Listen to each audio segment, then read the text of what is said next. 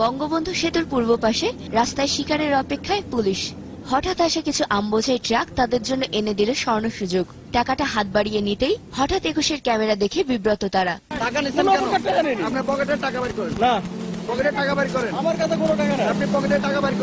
আর প্রশ্নের মুখে তাই পালালেন অফিসাররা।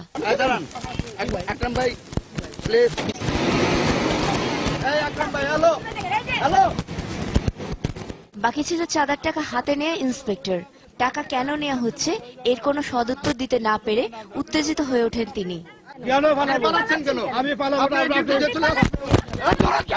তবে কিছুক্ষণ পরে বিপদ বুঝে নেমপ্লেট খুলে দিলেন দৌড়। এ বিষয়ে বঙ্গবন্ধু সেতু পূর্ব থানার ওসিকে জানানো হলে তিনি ব্যবস্থা নেবেন বলে জানান। যদি তারা কোনো অনৈতিক কাজ করতে তার বিরুদ্ধে অবশ্যই আইনগত ব্যবস্থা গ্রহণ করা হবে। এদিকে একই ট্রাক গাবতলী বেড়িবাঁধের মুখে এলে সেখানে আবারও হাতে নাতে ট্রাফিক পুলিশের চাঁদাবাজি ধরা পড়ে ২১-এর ক্যামেরায়। এ বিষয়ে কথা বলতে চাইলে প্রথমে এড়িয়ে এবং পরে দৌড়িয়ে মুখ রক্ষার চেষ্টা করেন এই পুলিশ। দৌড়াচ্ছেন কেন? আপনি দৌড়াচ্ছেন কেন? আপনি যদি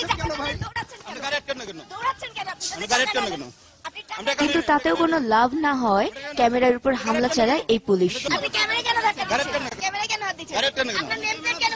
পরে জনরোষে পড়ে নিজেই পালানোর পথ খুঁজে সে।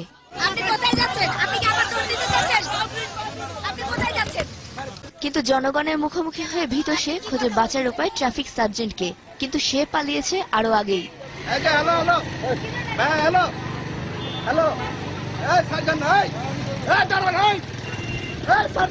এর আগে রাতে ওই ট্রাকের পিছনে যেতে গিয়ে রাজশাহীতে দেখা যায় শ্রমিক সংগঠনের নামে নিশ্চিন্তে চলছে চাঁদাবাজি।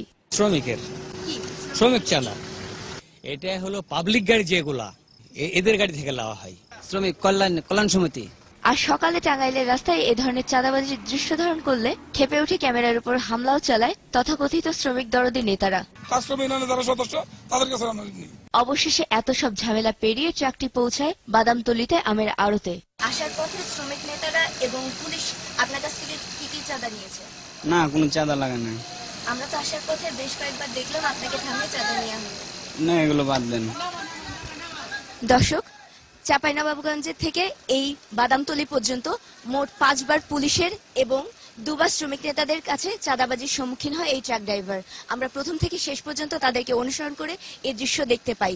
তারপরও এই পুলিশ এবং শ্রমিক নেতাদের ভয়ে এই ট্রাক ড্রাইভার বলতে রাজি নয় যে চাঁদাবাজিটি হয়েছে।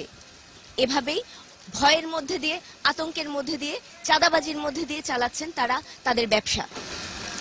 নাদিয়া শারমিন, 21 টেলিভিশন, ঢাকা।